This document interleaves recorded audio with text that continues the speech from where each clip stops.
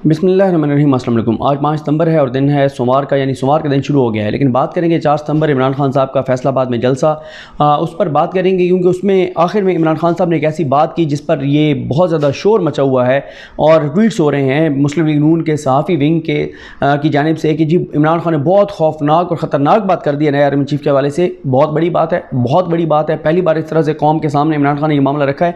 लेकिन इससे पहले मरीम नवाज़ क्या कहती रही हैं वो भी मैं आपको सुनाऊँगा।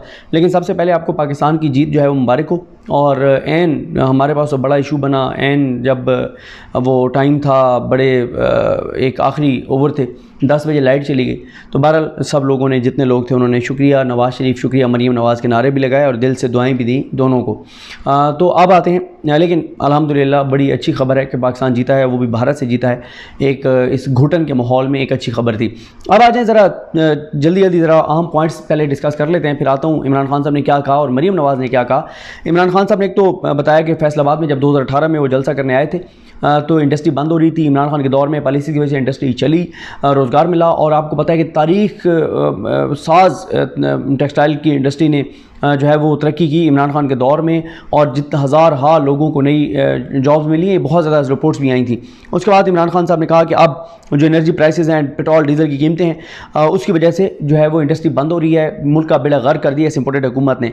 उसके बाद इमरान खान ने कहा कि जो कुदरती आफात हैं, जो मौसमियाती तब्दीलियाँ हैं, इससे निबर्दाज़मा होने के लिए हमने 4 काम करने हैं, 3 काम करने हैं। हमने डैम बनाने हैं, दरख्त लगाने हैं, ड्रेनेज सिस्टम बेहतर बनाने हैं, और अभी उन्होंने कहा कि फ़ंड इकट्ठा करना है और अगले इतवार को दोबारा जो है वो टेलीथॉन करेंगे। इमरान खान ने कहा कि ओवरसीज़ पाकिस्तानी मेहनत मजदूरी करके पैसा मुल्क में भेजते हैं और यहाँ से जरदारी और शरीफ ख़ानदान पैसा लूट कर फिर बाहर भेज देते हैं। इमरान खान ने कहा कि हमने बिजली सस्ती की और इस इम्पोर्टेड हुकूमत ने आकर 50 रुपये फ़ी यूनिट जो है वो बिजली कर दिया। जो बिल आए हैं उस पर बात की उन्होंने, आपके सामने ये बिलों की सूरत हाल।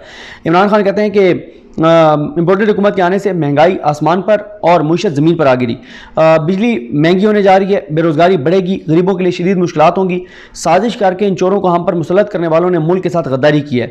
उसके बाद इमरान खान कहते हैं कि मरीम नवाज़ का वो क्लिप चला है जिसमें वो कहते हैं कि मेरे दादा बड़े अमीर आदमी थे। शहबाज शरीफ का चला है जिसमें वो कहते हैं मेरे वालिद बड़े गरीब आदमी थे।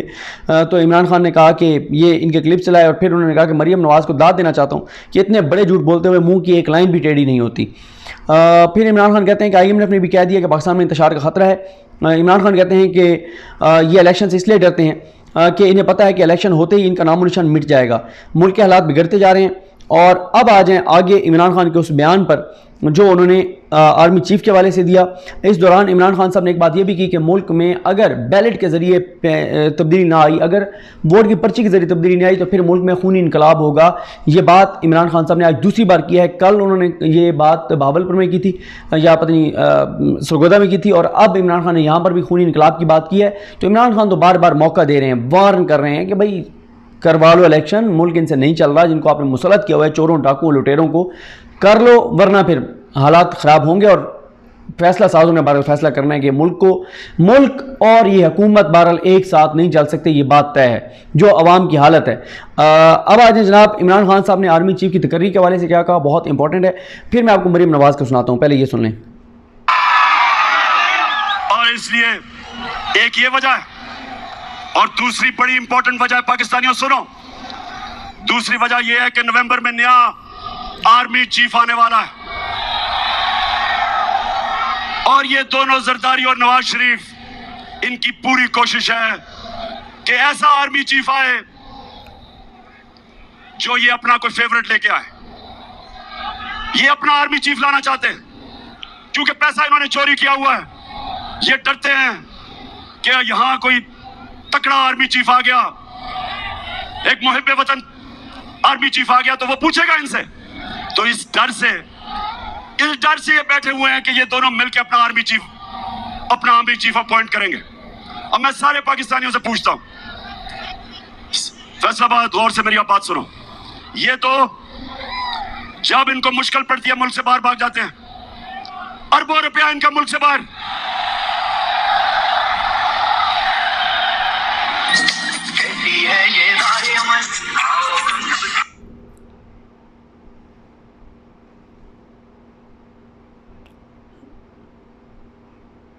सॉरी, तारी जेल से निकल के मुशर्रफ के दौर बाहर भाग गया, नवाज शरीफ जेल से निकल के मुल्क से बाहर भाग गया, NRO लेके दोनों वापस आ गए। پھر تھوڑی مشکل پڑی جب زرداری نے کہا میں اینٹ سے اینٹ بچا دوں گا, ڈر کے پھر بار بھاگ گیا. نواز شریف وہ جو جھوٹ بول کے یہاں سے گیا وہ پھر بار بھاگ گیا. بچے ان کے باہر, اس کے نواز شریف کے 2 بیٹے کہتے ہیں کہ ہم پاکستان کے شہری نہیں, وہ باہر بیٹھے ہیں. زرداری وہ آدمی ہے جس نے میمو گیٹ کے اندر امریکنوں کو کہا تھا, حسین حقانی کو اس نے بھیجا, ایڈمرل ملن کو, کہ مجھے پاکستانی فوج سے پروٹیکشن چاہیے. یہ سنے ذرا, ادھر نواز شریف ڈان لیگز میں ہندوستان کو کہتا ہے کہ ہم گورنمنٹ تو چاہتی ہے لیکن فوج دہشت گردی نہیں روک رہی. یہ ڈان لیگز میں کہتا ہے. برکت دت کو ملتا ہے, برکت دت لکھتی ہے سارک کانفرنس کھاٹمانڈو میں, یہ چھپ کے نریندر موڈی سے ملتا ہے اپنی فوج سے ڈر کے.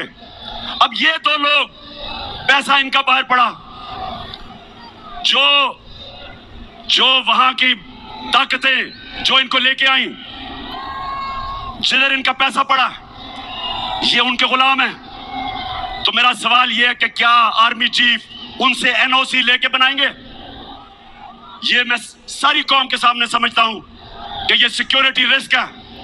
یہ 2 وہ لوگ ہیں جو ملک کے غدار ہیں, پیسہ باہر, انٹرسٹ باہر, کرپٹ. یہ ماضی میں ڈان لیگز اور میمو گیٹ, کسی صورت اس ملک کی تقدیر ان کے ہاتھ میں نہیں ہونی چاہیے.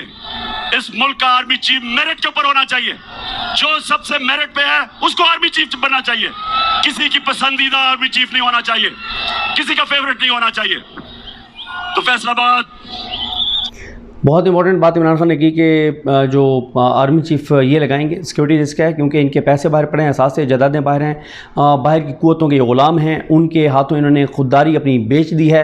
تو عمران خان یہ سمجھتے ہیں کہ یہ اگر آرمی چیف لگائیں گے تو کہیں ایسا تو نہیں ہے کہ ان قوتوں سے NOC لے کر لگائیں کہ ہم فلاں لگائیں یا فلاں لائیں.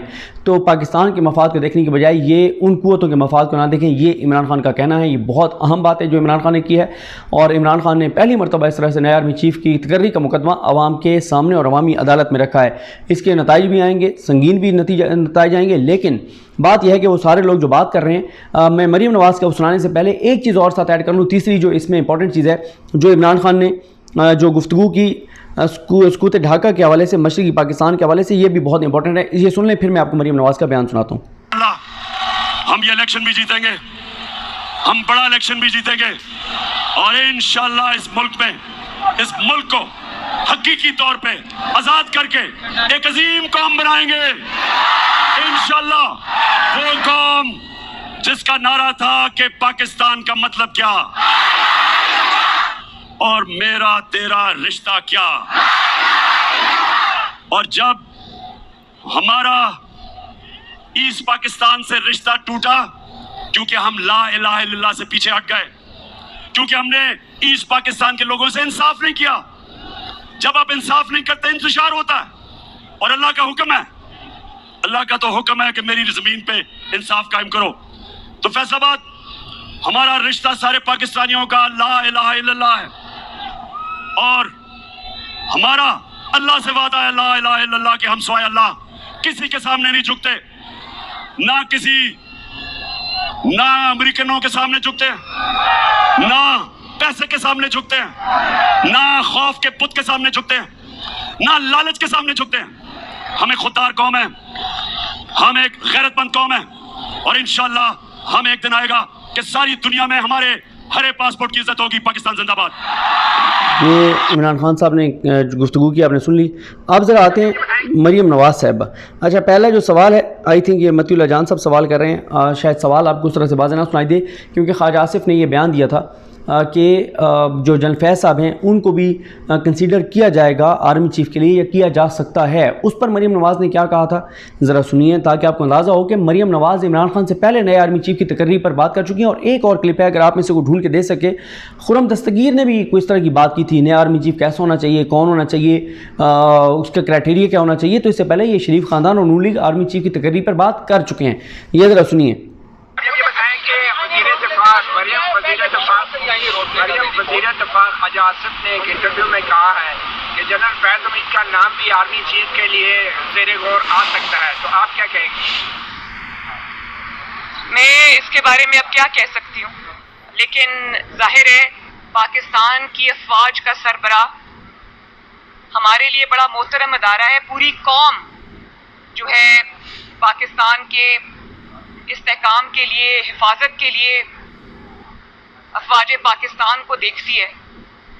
تو پاکستان کی افواج کا سربراہ ایک ایسے انسان کو ہونا چاہیے جو ہر قسم کے تنقید سے، شک و شبہ سے، ایک ریپوٹیشن جو ہے اس کی وہ فلالیس ہونی چاہیے.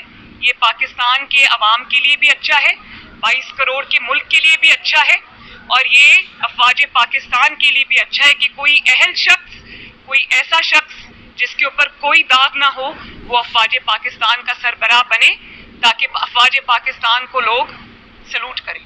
ٹھیک ہے جی، شکریہ، تھینک یو.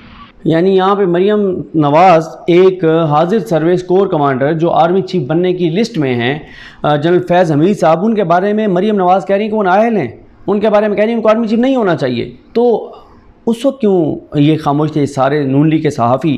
اس وقت بھی بات کرنی چاہیے تھی. اور اس کا جو ٹائٹل ہے جو سما ٹی وی نے دیا، بریکنگ، آرمی چیف کس کو ہونا چاہیے، مریم نواز نے بتا دیا. 12 مئی 2022 کا یہ کلپ ہے، اور اس کا تھمبنیل بھی یہی ہے، آرمی چیف کس سے ہونا چاہیے، مریم نواز نے بتا دیا. تو بات یہ ہے کہ مریم نواز یہ پہلے بات کر چکی ہیں، عمران خان نے پہلی بار بات نہیں کی، اور عمران خان سے پہلے مریم نواز نے جب بات کی تھی، اگر اس وقت مریم نواز کو روک دیا جاتا یا اس کے خلاف اگر اس وقت کہا جاتا کہ یہ بات نہیں ہونی چاہیے تو نہ ہوتی. لیکن اگر مریم کو نہیں روکا جائے گا، اگر وہ فوج پہ حملے کریں، اگر وہ فوج پہ، تو عمران خان نے تو کسی کور کمانڈر کا نام نہیں لیا، عمران خان نے تو نہیں کہا کہ فلانا لیفٹیننٹ جنرل نہیں ہونا چاہیے، فلانا ہونا چاہیے. مریم نواز تو واضح طور پر کہہ رہی ہیں کہ ایک کو نہیں ہونا چاہیے، وہ تو واضح طور پر نام لے کے کہہ رہی ہیں.